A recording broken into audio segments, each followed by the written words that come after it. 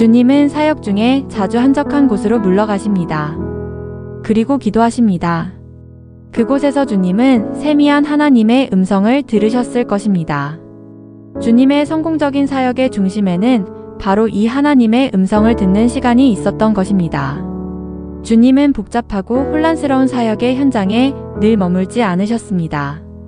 습관적으로 아니 의지적으로 주님은 홀로 한적한 곳으로 물러가셨습니다. 이것은 바로 주님의 사역의 능력과 권능은 하나님의 음성을 고요히 듣는 기도의 자리에서 나왔다는 사실입니다. 너는 기도할 때에 내 골방에 들어가 문을 닫고 은밀한 중에 계신 내 아버지께 기도하라. 은밀한 중에 보시는 내 아버지께서 갚으시리라. 마태복음. 하나님은 마태복음 6장 6절에 의하면 은밀한 중에만 당신의 음성을 들려주십니다. 하나님의 음성을 듣는 이 기도의 자리가 주님의 사역에는 절대적인 자리였습니다.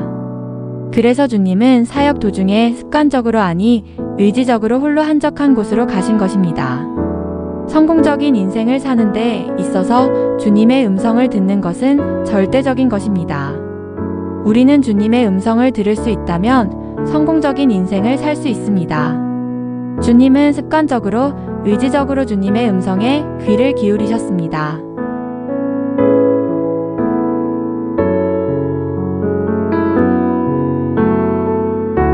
다윗의 일생을 잘 보면 다윗은 이방 나라들과 전쟁을 벌일 때마다 어김없이 했던 분명한 행동이 있습니다.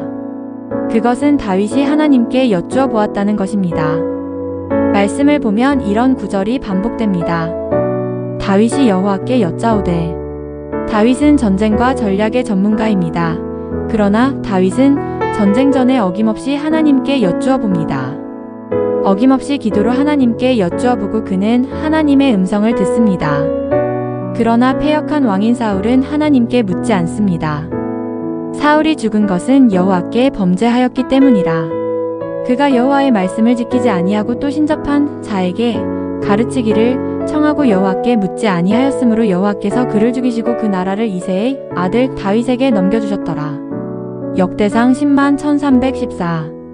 여러분의 영성은 하나님께 묻고 하나님의 음성을 듣는 다윗의 영성입니까? 아니면 하나님께 묻지 않고 하나님의 음성은 무시하고 자의적으로 모든 것을 처리하는 사울의 영성입니까? 인도에서 평생을 빈민 봉사에 헌신한 노벨 평화상 수상자 마더 테레사 수녀의 이야기입니다. 그녀가 한 번은 미국을 방문해 CBS 방송의 유명한 뉴스 진행자 된 레더의 프로그램에 출연했다고 합니다. 그때 방송국 스튜디오를 찾은 마더 테레사에게 앵커는 이렇게 물었다고 합니다. 당신은 하나님께 기도할 때에 무엇이라고 말합니까? 테레사 수녀는 다소곳이 고개를 숙이고 있다가 이렇게 대답했다고 합니다. 하나님께 기도할 때 나는 듣습니다. 예상 밖의 대답을 들은 앵커는 당황해 다시 질문을 던졌습니다. 당신이 듣고 있을 때에 하나님은 무엇이라고 합니까? 마더 테레사 수녀는 잠시 생각하다 다시 대답했습니다. 그분도 듣습니다.